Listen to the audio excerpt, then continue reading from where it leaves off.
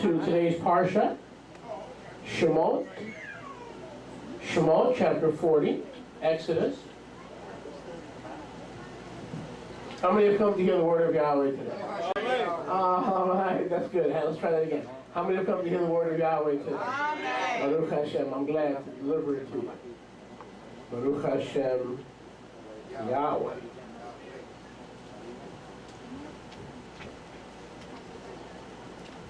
Shemot 40, verse 1. I'm not going to be able to cover everything today.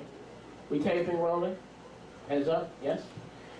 I'm not going to be able to cover everything today simply because I'm not going to be able to cover everything today. There's not enough time to cover everything today. So I want to give you a little taste of what we need to cover today. Amen? Amen. Baruch Hashem, Yahweh. Darren's back for the word, so that's good. Now we can go right ahead. Amen. Baruch Hashem, Yahweh. Let's read Exodus chapter 40, verse 1. And Yahweh spoke to Moshe, saying, on the first day of the first month shall you set up the tabernacle. Circle those words. Set up the tabernacle of the tents of the congregation. What is the Hebrew word for the tent of meeting, the tabernacle? Very good. The Ohel Moed, as in Moed Hall, okay? But not Moed Hall, Ohel Moed, the tent of meeting or the tabernacle of meeting. Look at verse 1. Yahweh said on the first day of the first month. Notice, when did Yahweh call the wilderness tabernacle to be raised up? On the first day of the first month. Wednesday night, guys.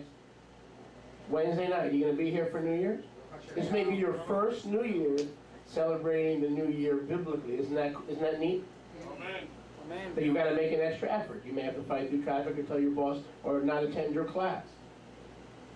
Okay, there's too much stuff going on that's clouding our Shabbat keeping and our Moedim keeping. And one of the ways is school. Okay, I'm not picking on one person or two people. I'm probably picking on more than three. Doing classes is just as uncool as working. Please, I'm not trying to condemn anybody. I'm just trying to encourage you to do the right thing. So if you have a class on Wednesday night, make it your business to be here. It's New Year's Eve, Aviv 1, the first day of spring, the month of the Aviv. Now, this message is entitled Raising Your Tabernacle. Raising Your Tabernacle. Again, this message, Raising Your Tabernacle. Aviv 1, according to this, is a time for us individually to rededicate our tabernacle to Yahweh. The start of the new year is your time and my time, our time, to dedicate and rededicate our tabernacle to Yahweh. What is our tabernacle?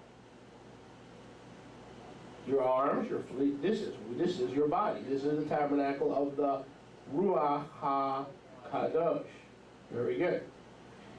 Judaism starts the search for chametz, leaven, chametz, when? A couple of days before the 14th day of the month, of this month, of Aviv. But we're not to wait for the 14th day or the preparation day, which technically is the 14th, which is why Yeshua was hung on the 14th, and that night is the beginning Pesach, is the unleavened bread, the 15th. We are to begin our search, our bedikat chametz, our search for leaven, right now with New Year's. Because New Year's is throughout our generations the time when Yahweh raises up your tabernacle. Turn to your neighbor and say, raise up my tabernacle. Turn to your neighbor and say, and he's also going to raise up yours. Often the time to raise up our tabernacle oftentimes it is painful in the search for leaven, a type of chet, a type of sin. One day of preparation, like Jewish Israel does, is not enough. Yahweh gives us, I believe, 2 weeks before we can enter that awesome moment of the once-a-year event known as the Master's Bread and the Master's Blood. What did Yeshua say? What did Yahweh say in 1 Corinthians chapter 11? As often as you do this, do this in remembrance of me. He wasn't saying, get your communion cups, campus, and start drinking every Sunday and collect the cups. That is religion. All right? Religion as in el stinko, no biblico religion. We do communion, absolutely. I have no problem doing communion, even though I'm a Jewish brother Moshe, / rabbi, / apostle, / prophet, / Margate resident. It's because we have no problem with that. Because we do it like Yeshua did. He said, as often as you do this, well, okay, let's backstep. How often did Yeshua do it? Once a year.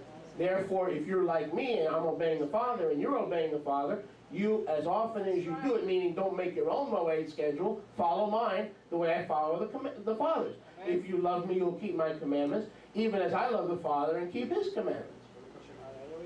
So we do Pesach, or the bread and blood of the Master Yahshua, on the 14th day of Aviv. But now's the time to raise up your tabernacle, to begin the search for leaven or chametz, to set up the tent of meeting so that Yahweh can meet with you in this coming year and at Pesach. But notice, the first day of the first month. Did you get that? The first day of the first month. But as we see later, it was the second year. I'll talk more about that. Corinthia Aleph, Corinthia, 1 Corinthians, chapter 6. Corinthia Aleph, and chapter 6. Baruch Hashem Yahweh.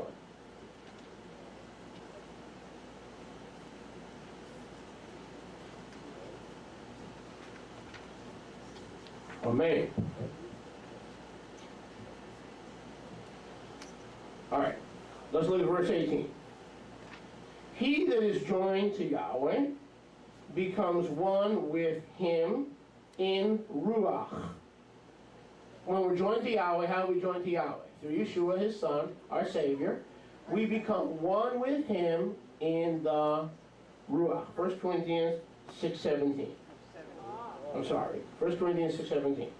So because we've been joined or married or joined at the hip to Yahweh, he is ours, we is his, he in us, we in him, even as he is in the Father, and the Father is in him. We are joined to him. We are echad in the Ruach, not echad in the flesh, but we are echad in the Ruach. Therefore, we are to flee fornication. Okay, let me help you with fornication. Any sexual immorality that takes place outside the confines of marriage. Adultery is sexual immorality that takes place within the confines of marriage. Flee fornication. Okay, here's a secret to living a sexually kadosh life before Yahweh. Put on your sneakers, your Nikes, your Converse, and run. There's no mystery to this thing. There's no spiritual potion to this thing. There's nothing that I can pour you so you can drink to help you get rid of lust. And the lie of religion is, when you think it, well, you've sinned in your heart. You know what Yeshua said, and as a man, he that has already lusted after a man or a woman in his heart has already committed adultery, so you might as well just follow through. It is not the same thing. A thought is a thought, and we can take thoughts captive. 1 Corinthians 10:4 and 5. Taking every thought captive to the obedience of the emunah and the mind of Yeshua. A thought can be taken captive. Okay, so just because you've thought about something, you don't have to follow through on the act of that thing. Because you can't take the act captive. You can take the thought captive, and then the act, once you get to the action stage, you know, it's over. Amen? Flee fornication. Every sin that a man or a woman does is outside their body, but he that commits fornication sins against their own body. Do you not know that your goof, your body, don't goof up on your body. The Hebrew word for body is goof.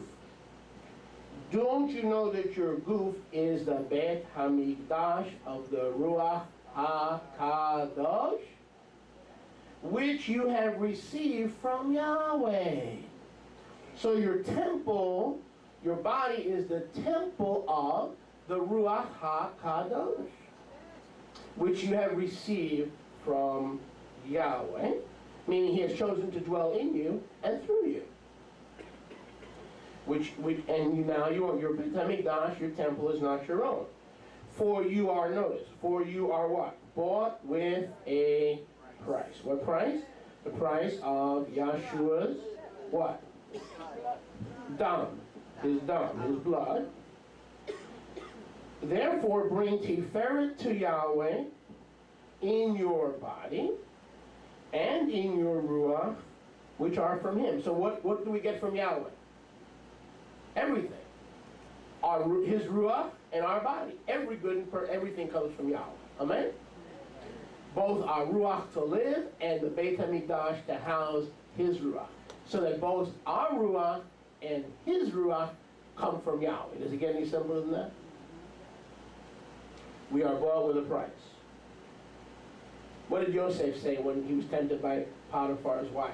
He said, how can I do this great sin against Yahweh? I can't. Not against Pharaoh.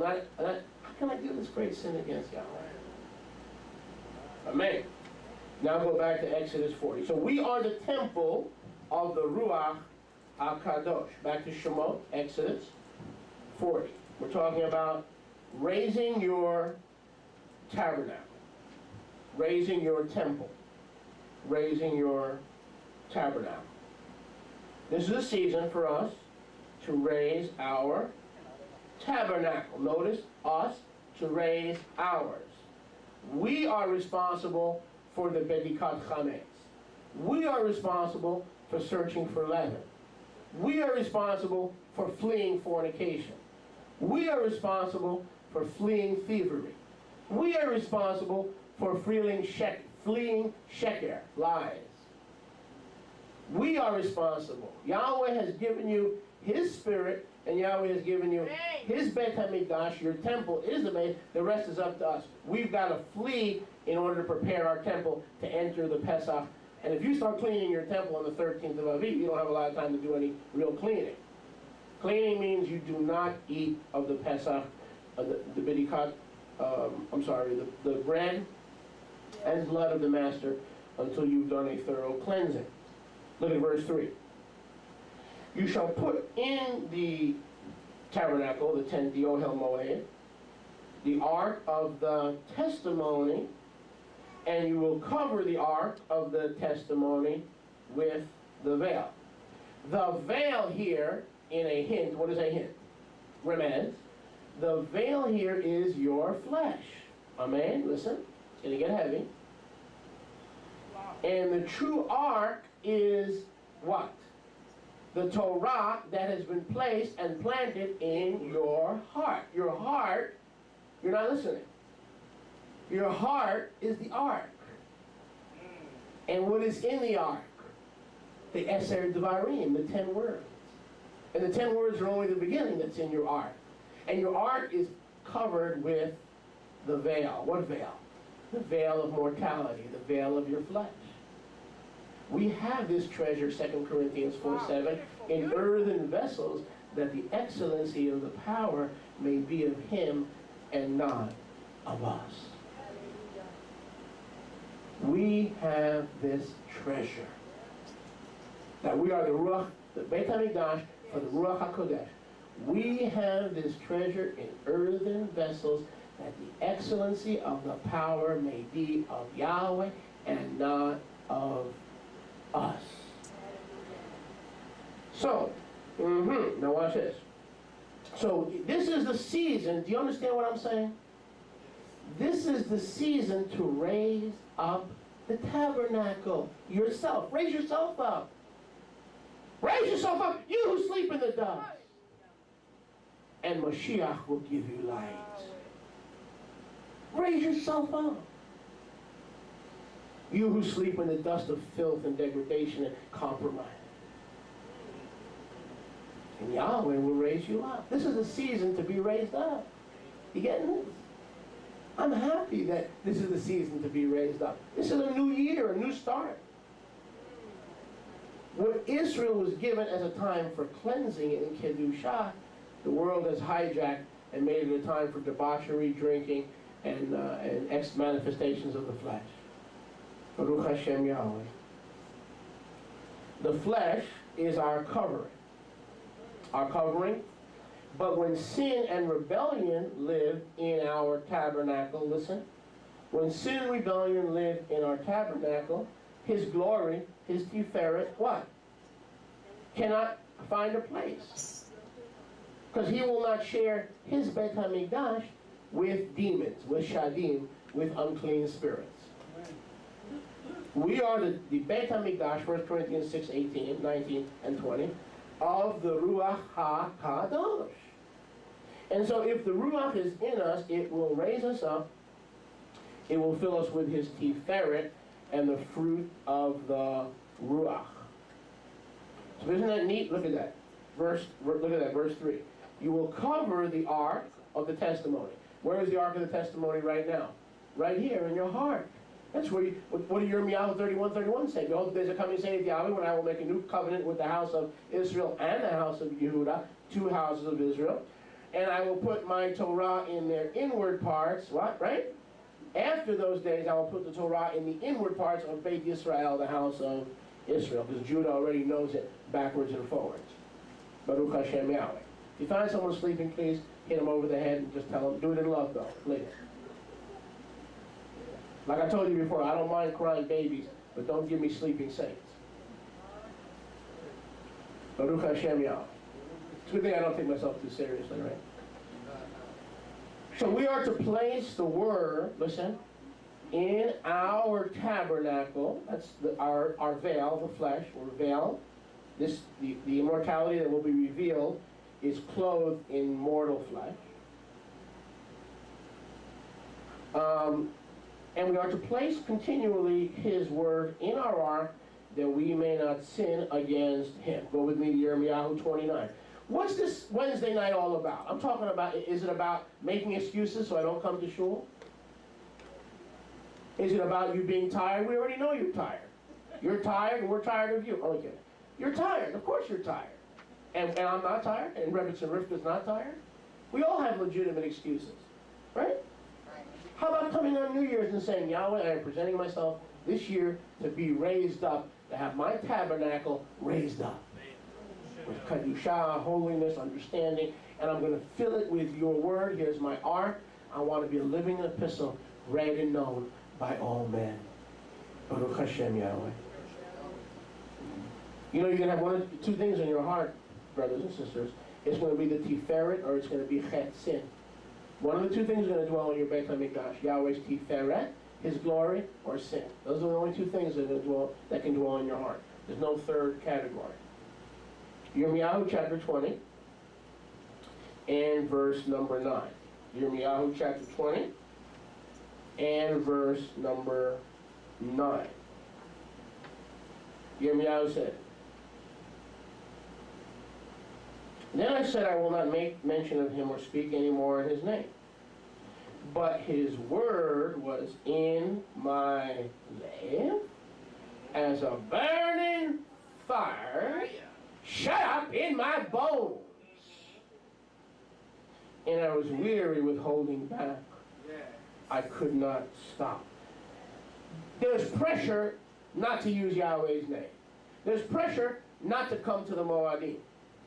There's pressure to treat Rosh Chodesh and Aviv 1 as a secondary thing. All this pressure. But Yirmiyahu said, I am determined, what? His word was in my lamp, in the ark, covered with the veil, right? The veil of his mortal flesh, right? And he said, but because that word was hidden in my heart, he said, I could not stop. It was like burning fire that was ready to spread out, because it was fire in my bones, and because I was weary with holding back, I could not stop. Verse 10, many mocked and fear and had